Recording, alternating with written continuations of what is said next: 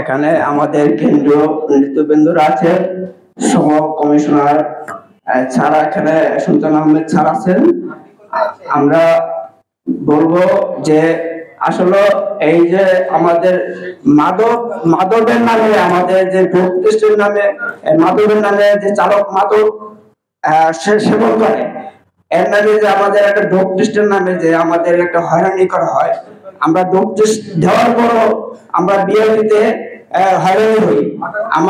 আমরা জানি যে ড্রাগ টেস্ট দেওয়ার পরে তারা আপডেট মেসেজ দেওয়া হয় বিআরটিতে, পার ডে যে ড্রাগ টেস্ট গুলো হয় প্রতিদিন সেটা আপডেট বিআরটিতে দেওয়া হয়। তারপরে আমরা দেখি যে বিআরটিতে খবর নিয়ে দেখি যে আমাদের মেসেজ আসে নাই, তারপরে আমরা আবার হসপিটালে যেতে হয় আমাদের।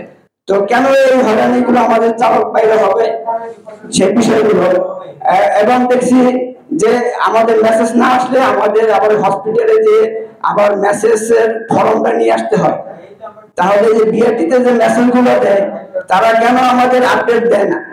তো এই বিষয় নিয়ে আসলে কথা বলা দরকার যে এই মাদক কোথা থেকে আসে, কিভাবে আসে?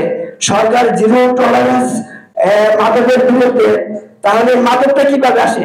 আমরা দীর্ঘদিন আওয়ামী লীগের আমলে দেখছি যে আওয়ামী লীগের নেতা কর্মীরা মাদক পাচার করে, এবং আমরা মিডিয়ায় দেখেছি যে নেতৃবৃন্দরা আওয়ামী লীগের অনেক নেতৃবৃন্দরা দেখছি মাদক বাংলাদেশে ঢুকায়, এবং সরকার কি করে, প্রশাসন কি করে? এই মাদকটা কিভাবে আসে? আর এই আমাদের চালকদের বিরুদ্ধে যে ড্রাগ টেস্টের নামে একটা হয়রানি, আমরা বলবো যে এটার থেকে আমরা প্রতিকার চাই। এবং মাদকের নামে আমাদের ড্রাগ টেস্ট দিতে হয় এবং হয়রানি হতে হয়, ড্রাগ টেস্টের পরে হয়রানি হতে হয়। কেন আমরা হয়রানি হবো?